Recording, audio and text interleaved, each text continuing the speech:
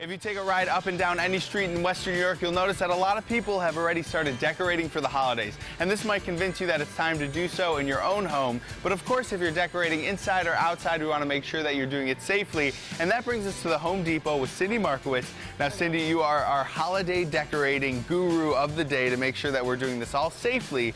And where does that conversation start? Starts by knowing the difference between what goes inside and what goes outside. And you have some products right here on the table that breaks down those distinctions for us. Let's start with the inside. And I know a lot of people have the safety concern or problem with open flames on those candles. How can we fix those? These are products that they've expanded on over the years.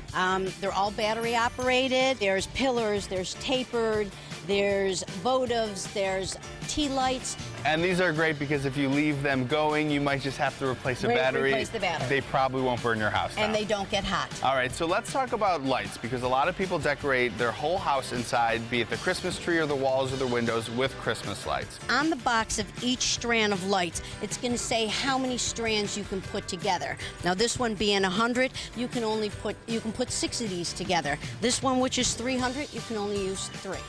All right, let's head out to the outdoors, because I can imagine with the weather, the snow, the rain, the wind, that this can be pretty difficult to maneuver through.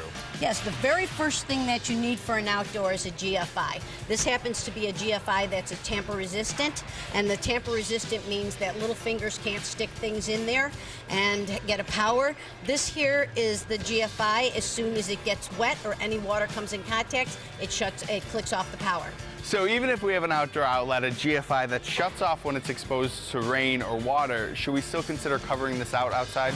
Yes, for outside sockets, you should always have a cover that is going to cover them up. This one's a really nice one because it's metal and it won't break if anything hits it, and the cords come out of the bottom, so it gives you a lot of protection. Now, I'm seeing something we didn't talk about, and that is timers. Is a timer something that is good for just preventing those really large electric bills you might see, or is there a safety aspect to it too? There's also a safety aspect of it, because with the outside lights, if you have the drapes pulled, you might not know that you had them on if they're not on a timer, and then they're going to be on all night long.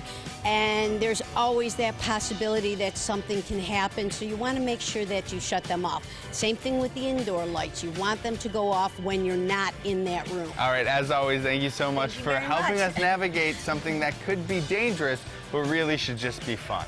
Yes, Christmas should be fun.